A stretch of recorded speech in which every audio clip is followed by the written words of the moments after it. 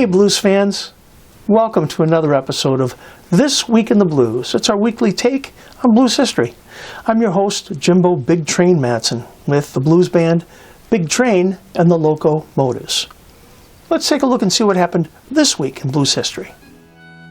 Blues guitarist and mandolin player Papa Charlie McCoy was born May 26th in 1909. He was one of the major blues accompanists of his time. McCoy played in the Mississippi area with his band, the Mississippi Hotfooters. He and his older brother, Kansas Joe McCoy, performed together in the 1930s and 40s and recorded as the McCoy Brothers. McCoy served in the U.S. Army during World War II. In poor health after the war, he never returned to music, and he made no more recordings after 1942. Among his scattered solo sessions is the first known recorded rendition of the song that eventually became Sweet Home Chicago.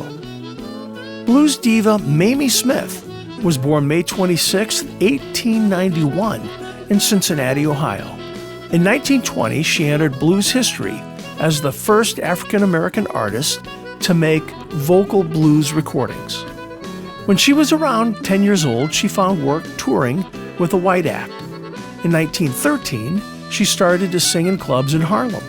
On February 14, 1920, Smith recorded That Thing Called Love and You Can't Keep a Good Man Down for the OK label in New York City.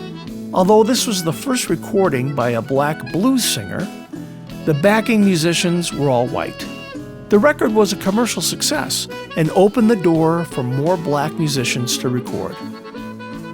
The blues standard Walkin' Blues was recorded in Grafton, Wisconsin on May 28th in 1930 by Son House, who was also the songwriter. Although unissued at the time, it was part of House's repertoire, and other musicians, including Robert Johnson and Muddy Waters, adapted the song and recorded their own versions.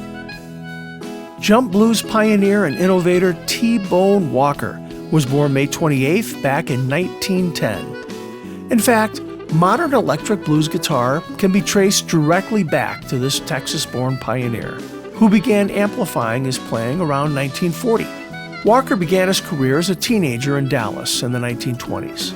His mother and stepfather were musicians, and Blind Lemon Jefferson, a family friend, sometimes came over for dinner.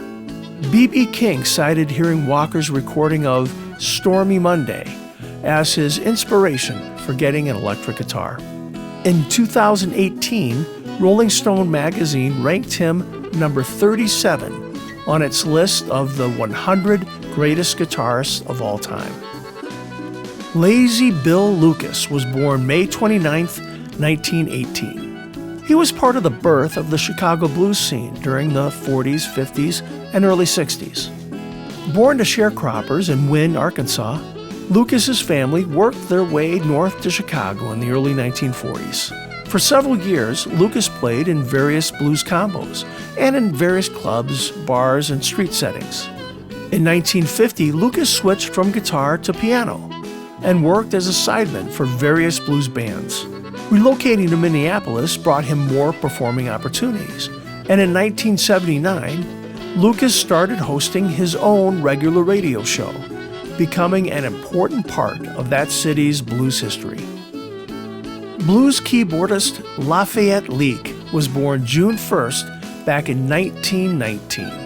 He worked at Chess Records as a session musician and played on many of your favorite blues classics, including many of Chuck Berry's recordings like Johnny B. Goode and Rock and Roll Music. From the 1950s to the 1970s, he backed many Chess musicians, including Chuck Berry, Howlin' Wolf, Billy Boy Arnold, Otis Rush, Junior Wells, Little Walter, Homesick James, Sonny Boy Williamson, Buddy Guy, and Coco Taylor. During the 1960s, Leake was a member of the Chicago Blues All-Stars and toured and recorded with them until the mid-1970s.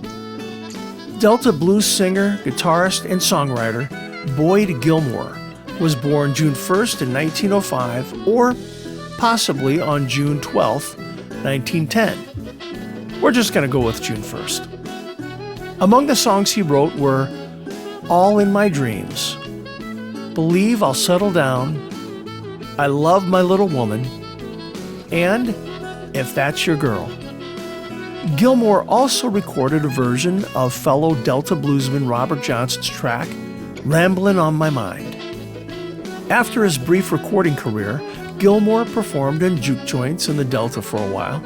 He also performed regularly in St. Louis, Missouri, and in Pine Bluff, Arkansas, during which period he lived in a boarded-up, abandoned house. Well, blues fans, we just covered some of the highlights here. Now, if you want to know more about these artists or the other things that happened this week in the blues, and who wouldn't, it's easy to do. Just follow our social media pages or visit our website at bigtrainblues.com. Now, we'll have a new episode next week, so we'll see you then.